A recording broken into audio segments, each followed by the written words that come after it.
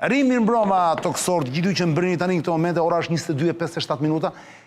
Vazhdojmë emisionin dhe pak minuta me Henry Qenon nga Partia Demokratike, sekretari Marrëdhënie me Jashtë, përballë tij Sebastian Zonja, Gazetar Plus në MCN TV. Po flisim pikërisht, ishin dhe fabuletet të jo, riplase, për para se flasim ministri Gjerman, po më thoshej që unë të thash një që ai mund të jetë në Shtëpinë e Bardhë. Që edhe Batoni tha që tani Spaku nuk do ketë mbështetje etj. Shiko, fiks... Ti e beson këtë gjë që ai s'do jetë, sepse mund të jetë tjetër. Në shkurt të vitit kaluar, është bërë një lobim po kaq i fortë sa ky i fundit, për të realizuar në Munich Security Conference, pra 10 në shkurt të 2025-ës, për të realizuar, pra për të infiltruar Edi Rama në një darkë ku merrte pjesë J.D. Vance dhe sekretari Rubio dhe eksponentë të tjerë të rëndësishëm. Kishin arritur ta realizonin, po pas me disa ndërhyrje të vogla drejt për drejt ndërmjet nga zyrtar të lartë shtëpisë Bardhë, është bllokuar ky lobim i Edi Ramës. Dhe që nga ajo periudhë ka pas bllokime të vazhdueshme. Në mënyrën se si analizojun gjërat në Shtetet e Bashkuara të Amerikës, ata janë të institucionalizuar dhe funksionojnë ndryshe nga Shqipëria. Pra ne këtu e shikojmë që lobimi në Shqipëri mjafton të njohësh djalin, gruan apo kunatin dhe ti mund të krysh punë në Shqipëri. Kurse në Shtetet e Bashkuara të Amerikës funksionojnë totalisht ndryshe. Pushteti atje është institucional dhe funksionon në mënyrë institucionale dhe lobimi nuk funksionon në mënyra private siç Edi Rama është mësuar.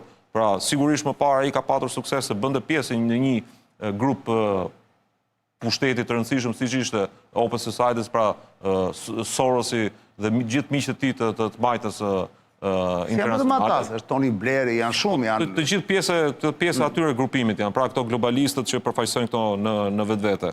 Kështu që në perceptimin tim, mënyrën si e shikojnë, do ketë pra blokada nga vetë institucionet amerikane. Po në qoftë se arrin dhe loboj, se ti e di që një gjë që nuk bëhet me lek, bëhet me shumë lek. Po çfarë do ofroj tjetër? Çfarë do ofroj tjetër? Shumë lek. Po nuk është çështje lekësh me Shtetet e Bashkuara të Amerikës. Vetëm çështje lekësh se ti e di se është në Amerikë. Janë edhe interesa tre janë gjërat më të rëndësishme në këtë botë. Janë edhe interesa dollari. Geopolitike. Po ne thjesht ngrejmë hipoteza në analizën që unë i bëj. Ku nuk ka prishur Ramsi më kur që mos e ftojnë? Kur e mendon? Atë e din Rama në vetvete. Dhe jo rastisht a dim që ne apo jo se Rama i din ku ka gabuar, qoftë me amerikanët dhe qoftë sfundmi me europianët. Të gjithë mendojnë që kundërshtarët më të mëdhenj të diplomacisë në aspektin gjeopolitik, të diplomacisë së Ramës janë amerikanët. Por në analizën që unë i bëj dhe informacionet që ne kemi nuk janë europianët, është me nënkrye gjermanët. Dhe jo rastisht edhe ministri i jashtëm gjerman nuk erdhi këtu thjesht për t'i dhënë një mesazh që Spaku nuk duhet preket. Pra, ky informacion ka dalë në mënyrë informale, nuk është zyrtare, mund të ketë një lloj simbolike në mesazhet që ka shpërndar ambasada gjermane, por qeveria gjermane ka pas një lloj shqetësimi të ngritur javët e fundit dhe muajt e fundit që qeveria po ndikon hapur tashmë drejt për drejt në ekzistencën e vetë Spakut dhe të pushtetit të saj. Unë do thëja këtë lloj gjëje që po ta shohësh me kujdes, mendimi im është ky. Në 2012 Berisha pret Hillary Clintonin në Shqipëri. Më herët pret George Bushin, na fut në NATO, dhe në 2013 del nga politika. Pra, linjat e veprimit të aleatëve janë të ndryshme nga ajo çka ne kërkojmë se si ata duan që të veprojnë. Në qoftë se presim shpëtimin tek amerikanët, tu ka dhe një problem për mendimin tim. Do rrim 50 vjet me veshin te radio e Zëri i Amerikës dhe nuk është se kanë për të ardhur që do zbarkojnë me Delta Force, jo e marrin ose marrin Ramën. Jo, ma, të nuk e mendon njëri. Ja, dakor, pra, ne themi që do vinë ta heqin sepse të e dun, këtë nuk e dun. A nuk besohet fare. Ajo që unë kuptoj është kjo lloj gjëje. Kur ne futeshim në NATO, logjika që spini i Partisë Socialiste dhe i Ramës ishte këtë e bën se deshën amerikanët. Kur ky bën Ballkanin e hapur është një çështje shumë e rëndësishme që ky ka nga mbrapa, pra është merit e këtij. Kur ne merrni mujahidinët iranian prej Amerikanëve në marrëveshje me ta, këta e bënte Berisha që ishte një islamist i poshtër që e ka emrin Salije, është më i turpshëm etj. Kur e bën kryeministri Edi Rama është një marrëveshje e rëndësishme gjeopolitike se ky është duke bërë ca gjëra që ne nuk i kuptojmë. Kur Berisha thoshte që do bëjmë rrugën e kombit, këto dilnin dhe thoshin që kjo bëhet për të vjedhur, sepse e bëjmë vetëm për të vjedhur. Kur del kryeministri dhe thotë që veriu i Kosovës është no man's land, pra është toke askujt, këta e bën se ka një ide të rëndësishme që ja kanë dhënë një francez, një gjerman, një amerikan. Në këtë kuptim, ajo gjitha çka po mundohemi që të them është mënyra se si kërkohet që të shitet. Debati më i rehatshëm për mendimin tim i kryeministrit Rama është do e heqin apo jo amerikanët. Kryeministrin e heq vetëm vota e shqiptarëve. Është blof thua ti kjo vizita në mes shkurtit në SBA në shtëpinë e Bardh tek për tek me Bjondin thon. Edhe në qoftë se ai shkon Shërperle tek për tek me Bjondin. Edhe në qoftë se shkon me datën 1 shkurt, Shtetet e Bashkuara të Amerikës dhe rrit 2 orë me Donald Trumpin në të njëjtën dhomë. Me datë 2 shkurt mund t'i hapet një çështje e SPAK-ut. Pra ti nuk shikon lidhje shkak pasojë. Kjo nuk është fare, po nuk është kundërthënëse. Sepse nuk është çështje që do marri presidentin telefon tani SPAK-un dhe do i thotë ti mos e ndiq penalisht këtë se e kam unë shok. Pra nuk funksionon kësaj mendim ajo që po mundohem që të them. E thash edhe një herë, në 2012 vjen Hillary Clinton në Shqipëri. Dhe i thot Bushteti Saliut. I thot Bushteti. 2013 Saliu humbet pushtetin. Po. Vjen George Bushi në Shqipëri. Ishte presidenti i Shteteve të Bashkuara të Amerikës.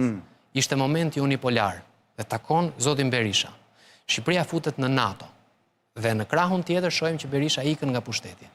Kryeministri Edi Rama mund të shkojë të ri 1 orë me Donald Trumpin, të ri 2 orë me G.D. Vancein dhe të ri 3 orë me dikë tjetër. Ja e zëm se ketë drejt. Pyetja është tani për ta mbyllur emisionin. A nga këto lëvizje, nga këto papagjinj, se janë papagjinj këto, mashtrime apo jo? Plakaton është kjo me i gjithi. Pra unë bëj një gjë me ty që Henri të krijoj një imazh, të krijoj një prezantim siguron me Sebastianin në fakt s'bëjmë asgjë. Kjo retorikë është për konsum brendshëm. Po pra, prit tani. Pyetja është e thjeshtë vëlla. Edhe sikur mos dikoj asgjë dhe kesh drejt ti në analizën tënde. Ore, njerëzit që kanë në dorë sot dosje ku dalin njerëz të ti të afërt, ndoshta edhe ai vetë implikuar. A hutohen, a palosen nga këto papagjillëqe, dhe vazhdojnë punën, sepse mund të jetë dhe kjo vëlla, se gjitha kjo propagandë, nuk është se është propagandë koti vëlla. Kjo ka një qëllim. Takimi në shtëpinë e Bardh, 8-8, svajta në Davos, sepse duhet rria me të bijën, le të kuptohet që babai i kishte dhënë autorizim, pra i kishte dhënë leje që më ri pak me gocën ti, mos me le gocën vetëm. Të gjitha këto vëlla. Tani, dikush duhet të ri tek SPAK-u, a dikush që e ti thotë, mos besoni nga këto gjëra, se është papagji, po bën prestigjatorin, po i mundoj të mëshoj. Pra, a funksionon kjo apo jo? Kjo është pyetja ime për ta mbyllur. Unë do të bëj një... Henri Sebi dhe e mbyllim. Do bëj vetëm një krahasim, se jo rastisht përmend edhe deklaratën. Vetë jam kuptove çfarë thash. Po, jo rastisht. E tani këtu hym tek kryeministri gjerman. Përmend edhe deklaratën e sotshme të Baton Haxhiut, ku ai e përkthente, pra propaganda e Edi Ramës, subkonscienca e tij në vetvete, e përkthente këtë ftesë si një lloj heqje të mbështetjes ndaj SPAK-ut nga amerikanët. Një deklaratë të tillë ai e bënte edhe në fundin e gushit në fillimin e shtatorit të 2020-s.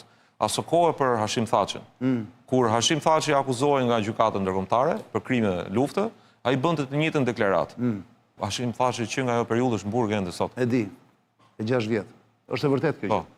Kështu i thuan nuk do të më i besu Batonit apo jo? Batonit jo, po. Batoni është mjeshtri i operacioneve psikologjike i Psajopsit. Jo rastisht të përzgjodh atë. Jo, po shumë mirë bëre. Është i mençur Batoni. Batoni bën Psajopsit pa para, Psajopsit operacion psikologjik, pra me fjalë të thjeshta për popullin është i trut e gomarit disa njerëzve. Po ka 80 vjet që e bën Partia Komuniste këtë. E ka të vetë. Është brenda ADN-s thua ti, kanë ADN-n. Shtrirjen. Se mbyllë emisionin, se Henri ishte shumë i qartë sot, Henri ishte sintetik, pam i numëroj. Për mua shumë e thjeshtë, shi kusht jep parat. Jo, për të përgjigje pyetjes. Shi kusht jep parat. 60% gjitha parave i EBE-ja, 40% japin amerikanët. Qofse një ditë nuk t'japin më para, do thotë që të kanë hequr mbështetjen. Pjesa tjetër është ajo që i quan ti lololo. Unë kështu e shoh. E ke fjalën për Spakun? Është një pjesë të E ke fjalën për Spakun? të ndihmave ndaj Pra Shqipërisë. tek Spaku. Për Spakun po flasim. Për Spakun janë rritur. Tek fondi digital kanë hequr ndihmën, dyshohet që kanë hequr ndihmën për akshin, Kush e ka heq? evropianët. Ajo që po mundohem të Por them, akshin ka përmiqje e kanë hequr. Në aksh është për batërdia, e kupton? Zhbërëja përpara, akshi më A zhbëroj apo po të merr. pra dhe dyshohet që një nga çështjet që ministri gjerman ka diskutuar është edhe akshi. Grupi strukturuar kriminal brenda një institucioni të rëndësisë së veçantë, Po gjermanët ç'duan? Agjencia Kibernetike. Gjermanët ç'a duan? Fuqia më e madhe në Evropë, ç'më mundoj? Përveç asaj mos Sebastian Je vullnetari i NATO-s, edhe duke prekur sigurinë kombëtare, pra të dhënat e sigurisë Mi më kombëtare. mirë, këto janë ombrella. Jo, nuk Në janë thelb, umbrella, dim gjë. po Or Henry. diku Rama ka bërë një gabim rrugës me gjermanët.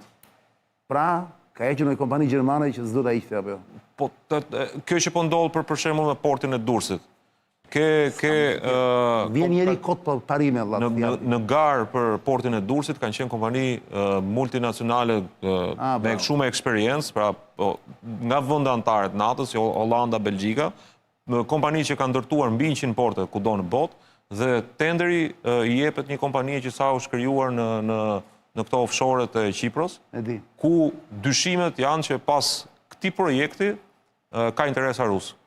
Je vend antar i NATO-s. Kjo është nuk është toka e askujt siç thoshte Rama për veriun e Kosovës. Kjo është tokë e perëndimit.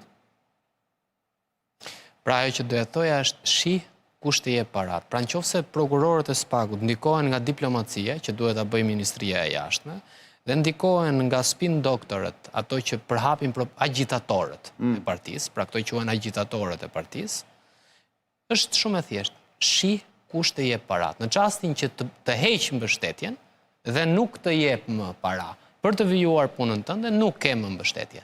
Në çastin që të thotë ti po e bën punën mirë, por në merremi ne diplomatikisht, politikisht, kjo nuk është punë për. Pse më unë di që rrogat e Spakut dhe gjithë shpenzimet që ka Spaku sot valla, gjykata speciale, gjithë kjo drejtësia e, po themi, speciale, unë di që paguhet nga buxheti i shtetit valla. Buxheti i shtetit, po. Opdati, Pse na lidhni me amerikanët? Pse opdati evropian sjell të ardhura. E para dhe atashohet pranë strukturave të drejtësisë shqiptare. E dyta, Amerika ka rreth 3.000 apo 5.000 agentë special të FBI-s.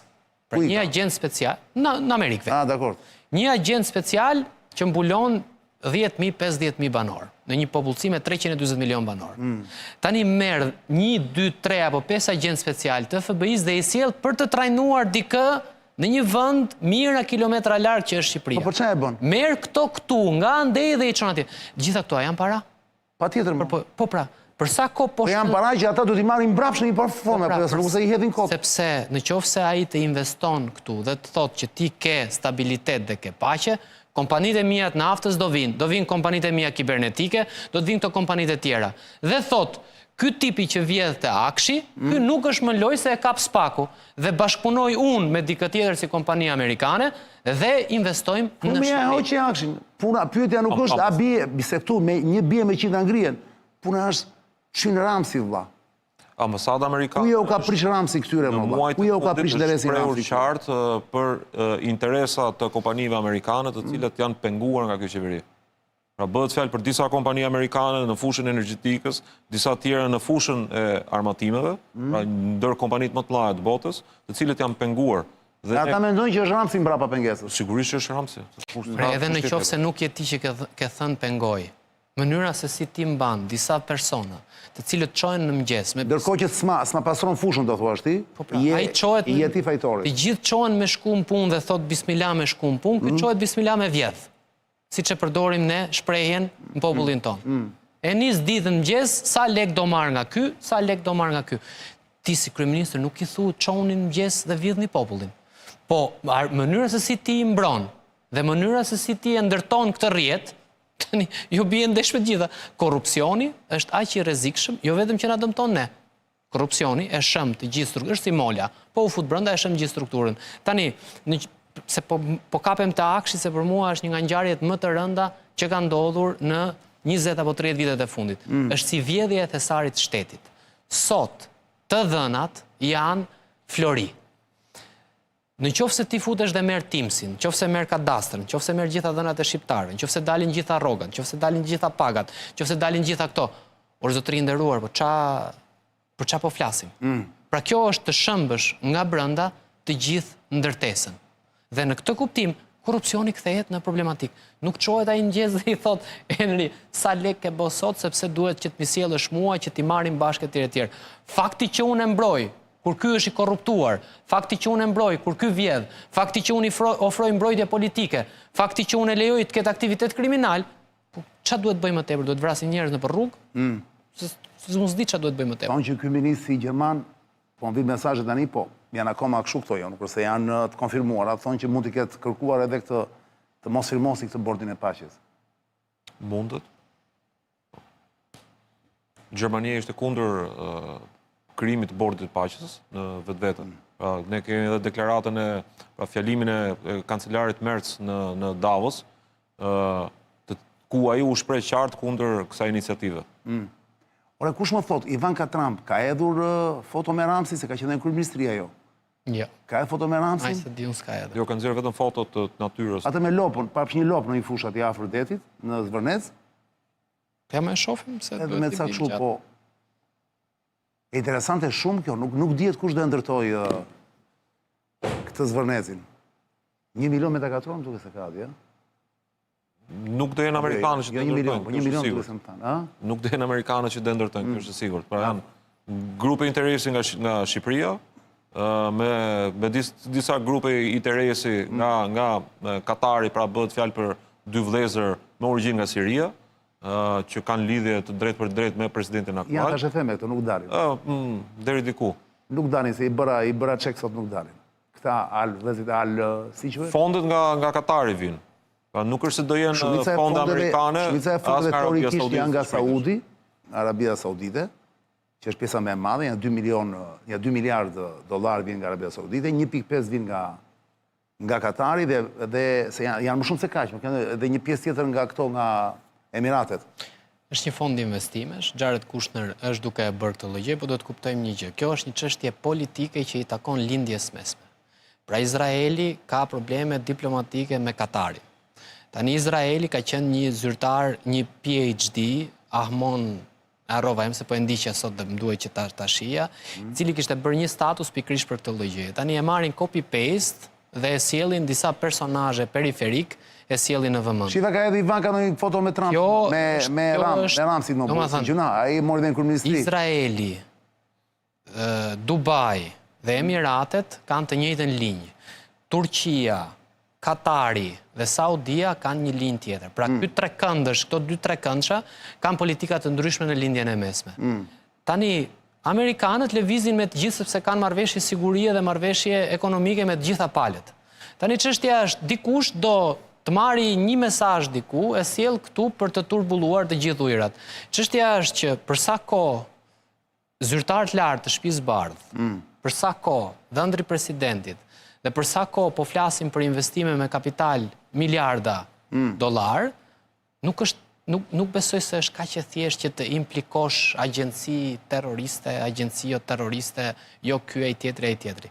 Problemet diplomatike të lindjes së mesme nuk kemi pse t'i sjellim në Shqipëri. Jemi në errësirë. Një gjë është e sigurt. Këto mendje po flasim sot në datën 23, është akoma 23 janar 2026. Nga gjithë këto gjëra që kanë ndodhur, më ndodhin shumë shpejt disa gjëra, gjithë ky kaos, pra ai që i vjen ftesa për bordin e paqes, po ndërkohë nuk shkon në Davos. Nuk shkon në Davos, po ndërkohë pret Ivankën, gocën më të bukur dhe më simpatike Trumpit, që ai e ka pikë dobët Ivankën. E pre këtu, i ikin e bashkë makinë nga Vlora në Tiranë, pastaj ajo po atë ditë në darkë vjen në kryeministri, del ky e pret e dera, e përqafon dhe futen brenda të dy, kështu me një ecje, kështu elegante, ajo shumë me lezetshme, kështu e gjitha këto. Ndërkohë Ivanka vetë, po të shofësh tek faqet e saj në rrjet, nuk ka hedhur asnjë foto me kryeministrin e Shqipërisë. Pse ta hedh? Po pse mos e hedhi? Alex Sorosi kur vinte këtu ose kur ashtu kur takonte Ramsin dhe që hidhni gjithmonë të dy. Sepse çfarë fuqi e ka Alex Sorosi dhe çfarë fuqi e ka vajza e presidentit. Alex Sorosi në administratën e kaluar kishte fuqinë e Departamentit të Shtetit për Shqipërinë. Urdhë? Po jo. Urdhë? Jo, ishte një nga të shumtit. Për Shqipërinë? Nëse unë se besoj teorinë e Sorosit, Gjithsesi do ishte njerëzore, mo që tani një njerëz që e pret, siç e priti ky, i bëri qokën apo, e shëtiti në Vlorë, Hëngrën darkë, pastaj e morin kryeministri, erdhën bashkë me makinë. Një foto të re që të hajmë me kryeministrin e Shqipërisë. Mund ta hecë apo jo? Sa foto hodhën Bushi plak me Colin Powell. Ore, faktikisht se hodhi, ty të bën të mendosh apo jo? Ndonjë gjë. Mua jo, mua se bën ndonjë gjë. Këshilltari politik i vajzës presidentit i ka thënë shumë thjesht, kjo është një vizitë për cilën ti ka ardhur për një investim, mos u fut politika që thjesht është. Po më por Ramsi vet, nuk mund të thithë ndonjë gjë. S'ka as Ramsi asgjë më por. Sepse këshilltari politik i vajzës presidentit i ka thënë kjo është një vizitë për investime. S'ke punë të merresh për politikë për këtë lloj gjëje. Po mi këshilltari do të thoshte edhe s'ke punë ti Ramsi të shfaqesh në Vlorë dhe ta shoqërosh makinën dhe ta. Ajo është gjë tjetër. Pse është gjë tjetër ajo, është një gjë. Protokolli i qeverisë bëri dhe një shkelje në takimin që u bë për biznesin për investimin amerikan të atyre parkut energetik në veri, ku nga ambasada në një formë mënyrë ishte kërkuar që Balluku nuk duhet të ishte ullur ngjitur me përfaqësuesin e Shtetit Bashkuar të Amerikës këtu, ndërkohë që protokolli shqiptar vendosi aty ngjitur. Dhe pranaj ndodhi dhe ajo mosdhënia e duarve. Ore, një sekond, molla. Do ta mbyllim vërtet tani. Ore, një sekond. Po ta vini tre, që nga diën mëngjesa, pardje, kur erdhi Ivanka në Vlorë. Dakor? Po. Vini re me vëmendje, shikoni gjithë kronikat e lajmeve, shikoni gjithë imazhet që keni në internet. Më gjeni një gjë, një foto ku duket nga afër Ramsi me Ivankën. Edhe ato që janë flu, nuk dallohen mirë. Një gjë nga afër, dhe vetë media ka qëndruar pra, është mbajtur larg dhe media. Edhe në kryeministri, po ta vijere video që ka dalë, është nga larg shumë, duket larg ai që e pret. Mas sigurie. Për mas sigurie thua ti? Po darka nuk ka qenë ndërmjet kryeministrit Ivanit, pa janë mbi 100 veta. Kemi 100 veta atje më, e bojo. Tani digjo, me qëra muhabeti, e falenderoj Enri që me erdi, do shihemi prapë me Enri. Enri, besoj do jesh i disponueshëm të vishër pasere ku kemi çështje të tilla. Kanë bëjë dhe me çike politikën e jashtme. Kënaqësi. Enri Çeno, zonja Zotrinj, me Sebastian Zonjën, ishin sonte këtu. Para se të ikim, do të kujtoj të gjithëve. Ka ende misterë, ka pikpyetje akoma që nuk kemi përgjigje. Të gjitha këto do i marrin vesh në ditët që vijmë, që do vinë. Gjitha këto. Po luhet diçka. Duke sultani i Shqipërisë, Ramsi IV prap nuk është i qetë. Kjo është e sigurt. Me thonë të shkojë deri në parlament, ka një gjë që nuk është. Ai zakonisht kur është i qetë, është tip që është i relaksuar, buzëqesh, ai ide ishte gjithë. Kishte një gjë. Çfarë halli ka më? Fjalimi në parlament ishte shumë i rënduar edhe në aspektin psikologjik, pra qofse i bëjmë një analizë psikologjike. Jo, tani iku, më do flasim prapë nëse kjo vazhdon. Është serial, është telenovela më shumë se serial, është fjalë e madhe. Është telenovela në një familje në veritshme është gjitha kjo, po jemi duruar të merremi sepse nuk është se në Shqipëri po ndodh ndonjë gjë tjetër. Pas 2 javësh është konferenca e sigurisë në SMN-ut, atje do jetë zëvendës presidenti amerikan, do jetë sekretari. Ajo që u bë vjet. Po ajo që u bë vjet, që bëhet çdo vit. Po do jetë mbas Ramës. Do jetë, po qofse lobimi i Ramës funksionon, pra le ta provoj të takohet. A do jetë mes shkurtit në shtëpinë e bardhë apo jo? Njerëzit e Ramsit më vijnë mesazh tani që më thon njerëz afër ti, më thon që madje dia i ka folur në telefon, më thon me ka qenë me Ivankën, ka folur në telefon me Trumpin. Kështu me video call. Dhe i tha që të kam dhënë imunitet nga Spaku. Si i tha? Dhe i tha Trumpit të kam dhënë imunitet nga Spaku. Këtë e the ti. Po shumë interesante për të kuptuar. Një gjë është e sigurt zonja Zotrinj. Ajo që keni që po shihni këto 2 ditë në Shqipëri, gjithë ky cirk, teatr me video pa nga larg, pak fluet, gjitha këto, por një gjë jeni të bindur, mos më kërkoni të them më shumë se kaq, se nuk e u them dot. Gjithë këto pamje dhe imazhe, këto deklarata, këto psajopse, këto papaxhinj, e di se ka kushtuar fatura. Minimumi $10 milion.